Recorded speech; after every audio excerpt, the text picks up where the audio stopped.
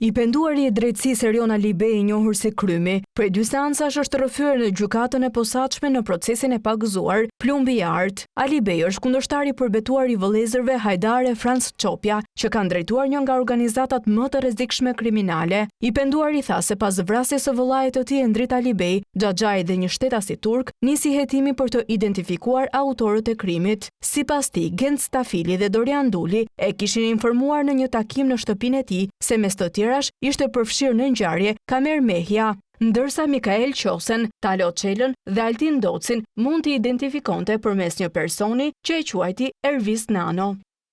E kam bërë vetë hetuesin, prokurorin, gjyqtarin, i kam vënë në dispozicion drejtësisë të gjitha informacionet e mia. Nuk doja të hyj luftës, pasi kisha shumë familje që i kishin të gjithë sytë tek unë.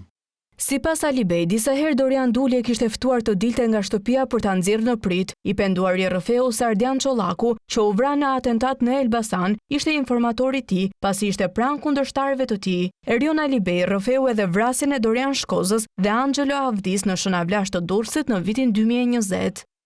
Ishte shumë e rëndësishme që të vritej Dorian Shkoza. Ishte njeriu më i afërt i Talo Çelës. Një natë më shkruajti Nuredini, vlla mbaroi i pari, shiko televizionin. Pas lajmet ishte vrarë Dritan Shkoza dhe Angelo Avdia. Ka të dytin e kisha dëgjuar më parë. E pyeta Nuredinin, po këto përse? Më tha, hajtë se edhe ky i atyre është.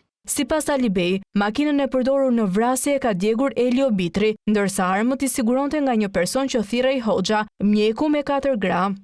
Polici LA më gjeti nga timës të dhënat e Dorian Shkozës. Sander Brau ka qenë një njeri nga merrja informacion. Interesoi për vrasjet që i kishin bërë familjes sime. Nuredinit për vrasjen i dhash 50.000 euro paraprakisht. Erion Alibej deklaroi se Nuredin Dumanit i ka dhënë 100.000 euro për vrasjen e Altin Docit. Në total 150.000 euro. Seanca e radhës u shtyp për datën 10 qershor.